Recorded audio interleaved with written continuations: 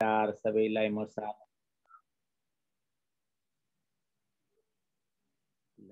सिद्धि पो सकेछ।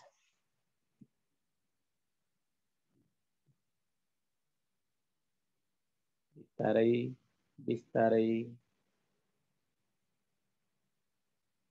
अब तुलसी गुरु अब गुरु वन्दना गर्दै अबको समय उपयोग गर्न म गुरुदेवलाई अनुरोध गर्दछु। गुरुदेव मेरा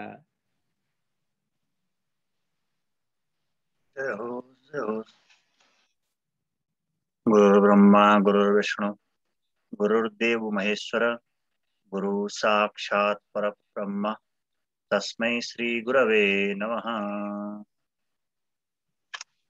आजको विषय पनि नवराजज्यूकै रहेको छ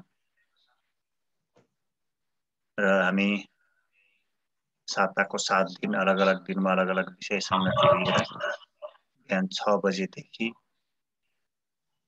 ज्ञान चर्चामा पनि जोड्ने गरेका छौं। युट्युबमा आउनुहुने साथीहरूलाई विनम्र आग्रह अनुरोध रहेको छ। हामी हरेक दिन बिहान 5 बजेदेखि योगासनमा जोड्छौं, प्राणायाम ध्यान गर्छौं र 6 बजेदेखि ज्ञान चर्चा गर्छौं। साताको 7 दिन 7 वटा विषयमा। मंगलबारको दिनमा स्वास्थ्य चर्चा, पूर्वीय दर्शनका पूर्वीय हाम्रा सनातन वैदिक परम्पराका आधारमा स्वास्थ्य रक्षा कसरी गर्नुहुन्थ्यो, घरेलु उपचार पद्धतिका बारेमा हामीसँग हेटौँडाबाट नवराज नेउपानेज्यू हुनुहुन्छ। उहाँले हामीलाई जानकारी गराउनुहुन्छ। अबको समय नवराज नेउपानेज्यूलाई स्वास्थ्य चर्चाका लागि। धन्यवाद गुरुदेव। यहाँको आज्ञा अनुसार म आयुर्वेद अर्थात् घरेलु उपचार कसरी गरिन्छ, कसरी गरिन्थ्यो योभन्दा अगाडि, कसरी हाम्रो परम्पराहरूले यी बाटो सिकाएर यसलाई जीवन उपयोगी माध्यममा कसरी लगाएर आफ्नो निर्वाह गर्दै आउनुभएको थियो भन्ने बारेमा म चर्चा गर्न गइरहेको छु। यो भन्दा पनि पहिलो कुरो, हामीले जीवन प्राप्त गरिसकेपछि जीवनका निमित्त सार्थक जीवन सँगसँगै त्यो जीवनलाई चलाउने मन मस्तिष्क यो सूक्ष्म आकारलाई कसरी व्यवस्थित बनाउने र योग्य सफल उद्देश्य अनुरूप शरीरलाई चलाउने भन्ने कुरो सबभन्दा ठुलो कुरो रहेछ। मलाई यो भन्दा अगाडि गर्भधारणका कुराहरूमा, सन्तान उत्पत्तिका कुराहरूमा सन्तोष गुरुले राख्नुभएका कुराले असाध्यै प्रभाव पारिरहेको छ। त्यसैगरी दिलीराम गुरुले जसरी व्याख्या गर्नुभएको छ, मलाई लाग्छ साँच्चीकै थुप्रै तेजस्वान गुरुहरूको बीचमा हाम्रो यो कार्यक्रम निरन्तर अगाडि बढिरहेको छ र हामी यी मिठा यी परिकारहरूलाई हरेक संसारमा पुर्याउँछौं र योग्य समाजको निर्माण गर्छौं भन्ने अभियानमा जुट्नुभएका चम्किला ताराहरू बृहस्पति गणहरूलाई म फेरि एकपटक हात जोडेर नमन गर्न चाहन्छु। गुरुहरूले भन्नुभएको छ, अहिले हाम्रो यो युगलाई कतिपय विद्यार्थी हाम्रा शिक्षाहरूले अहिले प्राप्त गरेका शिक्षाहरू हाम्रो व्यवहारमा लागू गर्न हुन सकेका छैनन्। पछुतो लागिरहेको छ, तर पनि देखासेखी गर्न बाध्य छौं। ठुलो धनराशि खर्च गरेर घर जग्गा जमिन हितो राखिकन छोराछोरीलाई पढाइरहेका छौं। घरमा पढाएर सम्भव भएन अनि ट्युसन पढाउँछौं, ट्युसन पढाएर सम्भव भएन छैन, त्यसपछि हामी बोनस गर्छौं। घरको संस्कार के हो, व्यवहार के हो, कसरी चलिरहेछ, माया ममता के हो, कसले कसलाई कसरी सम्मान गर्नुपर्छ, कसले कस्तो संस्कारमा कायम राख्नुपर्छ, घर परिवारमा सबको सुमधुर सम्बन्ध कसरी बन्छ, मिले मतो सहमतिको आधार कसरी बन्छ, नबने के हुन्छ, यो बारेमा बच्चाहरूलाई अलग्गै राख्दै हामीले एकल जीवन बिताउन बाध्य बनाइरहेका छौं। पढ्यो, डिग्री गरेर आयो, छोरो घरमा काम लाग्दैन, उसको डिग्रीको सर्टिफिकेट आफ्नो देशमा यहाँ बिक्री हुँदैन अनि विदेश जान्छन्। कुनै विदेशमा कस्तो जीवन बिताएर आइरहेका छन्, घर आउँदा लाउरे भयो भनेर उत्साह मनाइरहेका छौं। हाम्रो देशका वस्तुहरू, हाम्रा देशका द्रव्यहरू, हाम्रा देशका अवसरहरू उपयोग भयो कि भएनन्, दैवले दिएका सारा स्रोतहरूलाई हामीले आफूले उपयोग गर्न सक्यौँ कि सकेनौँ, जीवन सार्थकको निमित्त आधार बन्यो कि बनेन भनेर हामीले कहिले पनि हेरेनौँ। हामीले कहिले पनि सोचेनौँ। आज सनातन वैदिक विवेचनाको स्थापना भएको छ। यो सनातन वैदिक विवेचनाको उद्देश्य यही हो। दैवले दिएका स्रोतहरूलाई हामी नगदमा परिणत कसरी गर्न सक्छौँ, सार्थक जीवनको उपयोग स्रोत कसरी बनाउन सक्छौँ भनेर हामी लागिरहेका छौँ। हामीलाई आज 80 वर्ष 70 वर्षका गुरुदेवहरू खटेर लाग्नु भएको छ र त्यो ऊर्जा थपिरहनु भएको छ। त्यसले यी शास्त्रहरूले पनि भनिरहेका छन्, विज्ञान वेद बिना अधुरो छ। विज्ञान भनेकै वेद हो र वेद भनेकै विज्ञान हो। विज्ञानकै आधारमा संसारमा हामीसँग परिचित विषय बनेको छ र वेद अपरिचित बनिरहेको छ। र वेदलाई हामीले यति अप्ठ्यारो किन सोच्यौँ, वेदलाई हाम्रो व्यवहारमा किन लान सकेनौँ? हामीले सरल तरल तहदेखि नै वेदका बारेमा, कर्मका बारेमा वेदलाई मसला बनाउन सकेनौँ। हाम्रो शिक्षाले त्यसलाई मसलायुक्त बनाउन सकेनौँ, परिकारको रूपमा विभाजन गरेर बाँड्न सकेनौँ, जसको कारणले गर्दा आज हाम्रा देशमा स्थापना गरेका मठ मन्दिरहरूमा पूजा गर्ने पण्डित हामीसँग छैन। आदरणीय गुरुदेव, यी कुराहरू भन्दा मन हीनता बोध हुन्छ, लाज लागेर आउँछ। हामी ब्राह्मणका सन्तानहरू वेदको सम्पूर्ण उपयोग गर्ने अधिकार हामी ब्राह्मणलाई दिएको थियो।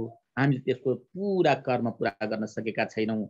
आयुर्वेद त्यसैमा छ, अरू विज्ञान त्यसैमा छ, स्वास्थ्य त्यसैमा छ, हरेक व्यवहारका हरेक कुराहरू, हरेक राज्य व्यवस्था, अनुशासन पद्धति, सारा कुरा त्यसैमा समेटिएको भए तापनि हामीले यसलाई उपयोग गरेर व्यवहारमा ल्याउन सकेनौँ। हामीसँग अविरतित विषय बन्दै गयो।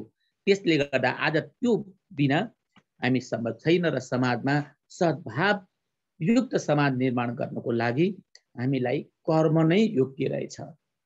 त्यो कर्मको उद्देश्य, कर्मरूपी उद्देश्य सुयोग्य सन्तानको प्राप्तिका निमित्त कुनै उद्देश्य नराखिकन जन्माएका सन्तान हो चराका अन्डा पारेर छोडिदिएको जस्तै अलपत्र बन्दै त्यो बाहिरी संस्कारबाट मात्रै संस्कार युक्त हुँदो रहेछ। त्यो बाहिरी पद्धतिबाट युक्त भएको समाज हो आज परिवारसँग सम्बन्धित बनिरहेको छैन, जसको कारणले गर्दा 80 वर्षका बुढाहरू बुढाबुढीहरू धर्म परिवर्तन गरिरहेका छन्। के हो धर्म, के हुनुपर्ने धर्ममा, केलाई धर्म भनिन्छ, यी कुराबाट पनि आज हामी वञ्चित छौँ। त्यसले गर्दा सनातन वैदिक विवेचनाले यिनै कुराको जागरण दिलाउँछ, यिनै कुराको पुनरावृत्ति गर्नेछ भन्ने उद्देश्यले यो संस्थाको गठन भएको छ।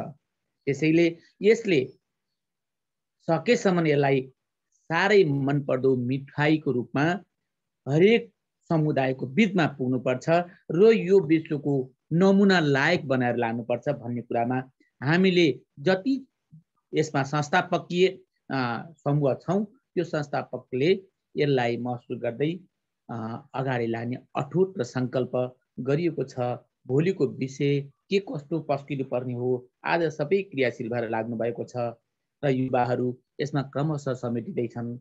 र त्यसले गर्दा हामी जुन उद्देश्यमा छौँ, जुन उद्देश्य अनुरूप हामी संस्थामा आबद्ध भएका छौँ, त्यो उद्देश्यबाट यति पनि विचलित नभई यसलाई निरन्तर कति समय दिन सकिन्छ, हाम्रो व्यवहारिक पक्षबाट हामीलाई चाहिँ रोजगारी दिइरहेको त्यो समूहबाट, त्यो समयबाट केही समय छुट्याउँदै यो कार्यमा अगाडि निरन्तर लागिरहनुको लागि सबैसँग आग्रह गर्दै म आयुर्वेदको बारेमा घरमा प्रयोग गरिने, गाउँमा प्रयोग गरिने, चलन चल्तीमा आएका वस्तुहरूको बारेमा यो संस्कार बिना यी जतिसुकै पद्धतिहरूलाई अगाडि सारे पनि युगमा हाम्रो चाहिँ कार्यमा संलग्न हुन सक्दैनन्। त्यसले गर्दा मैले यो भूमिका व्याख्या गरेँ। गुरुदेव, हामीले विश्वमा कर्मकाण्डमा कुशको प्रयोग गर्छौँ। कुश के को लागि प्रयोग गर्छन्, कुशको प्रभाव कस्तो छ भन्ने बारेमा हामीलाई आज पनि थाहा छैन। बुबा बाबुहरू वरिपरि बस्छन्, आज घरमा श्राद्ध छ, यो श्राद्धमा कुश भिजाउन हालिदिनुपर्छ भनेर सुनेको छ। अनि कुश लिएर गुरुबा आउनुहुन्छ अनि उहाँले विभिन्न परिकारका सामान बनाउनुहुन्छ, विभिन्न आकारका बनाउनुहुन्छ, कोही औँठी जस्तो, कोही डोरी जस्तो, कोही अङ्कुशे जस्तो बनाउनुहुन्छ, कोही टुक्रा बनाउनुहुन्छ अनि त्यसपछि खुरुखुरु कार्यमा सम्पादन गर्नुहुन्छ। त्यसको अर्थ के हो? कुश लगाएर पछाडि खुट्टीमा कम्मरमा घुसार्नुको अर्थ, कुश लगाएर औँठी बान्नुको अर्थ, कुशको गुण शरीरसँग के सम्बन्ध राख्छ कुशले भन्ने बारेमा नेपालमा गोकर्णमा हरेक तीर्थालुहरूले, भक्तजनहरूले, पितृभक्तहरूले श्राद्ध गरिरहेको देखेपछि जर्मनीले त्यहाँ हेर्न थाल्नु भएछ र एकजना जर्मनीले त्यसको अध्ययन सामग्री तयार पार्नुभयो र यसमा के शक्ति छ, तपाईले किन यो प्रयोग गर्नुहुन्छ भनेर केलाउने क्रममा उहाँले धेरै लामो समय त्यसको अध्ययन गर्नुभएछ र त्यसमा उहाँले नेपालमा सबभन्दा बढी, विश्वमा सबभन्दा बढी कुशको प्रयोग गर्ने ठाउँ नेपाल र भारत हुन्, तर कुशमा पिएचडी गर्ने नागरिक चाहिँ जर्मनले। र उहाँले पत्ता लगाउनु भयो कुशको आवश्यकता मानिसको जीवनमा 1 लाखवटा विषयमा कुशको आवश्यकता पर्छ र परिपूर्ति गर्छ भनेर लेख्नु भएको छ। कुशबाट तेल निकालिएको छ, त्यो तेल मानव जीवनमा 1 लाखवटा विषयमा उपयोग हुँदो रहेछ।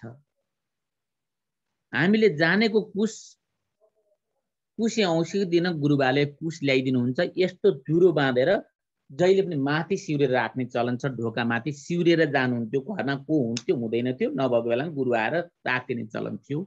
त्यसको पनि अर्थ रहेछ, कुश 365 दिन शक्ति भरण हुन्छ र 365 दिन कुशे औँसीको दिन काटेपछि क्रमशः त्यो झर्दै फेरि जिरोमा परिणत हुन्छ र त्यो कुश काटेर दलिनमा अथवा माथि घरको माथि सिउरिनुको अर्थ भनेको त्यहाँ अर्थिङको प्रभाव पर्दो रहेछ, चट्याङहरू पर्दैन कुश राखेपछि भन्ने रहेछ। त्यस बारेमा पनि अध्ययन गर्दा हो अत्याधिक अर्थिङको स्रोत रहेछ कुश, जसको कारणले गर्दा कुशको गुणको बारेमा कुन चाहिँ विषयमा कुशको आवश्यकता छैन भनेर छुट्याउने ठाउँै रहेनछ।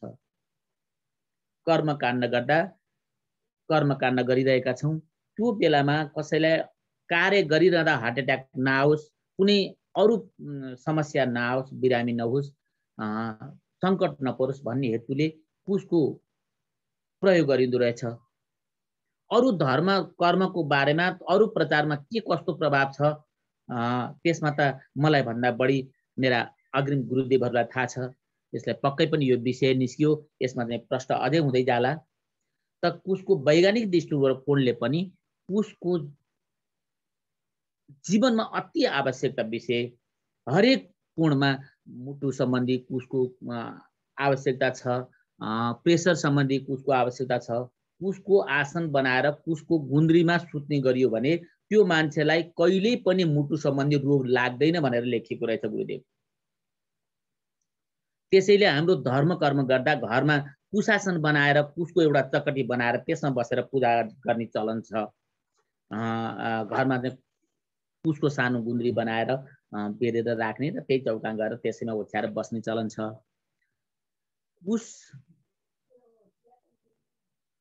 कुशको हामीले दैनिक बेलुका पानी भिजाएर राखेर कुशको पानी खाने गर्यौं भने हरेक रोग प्रतिरोध गर्ने क्षमता वृद्धि हुन्छ, वीर्यवर्धक रहेछ।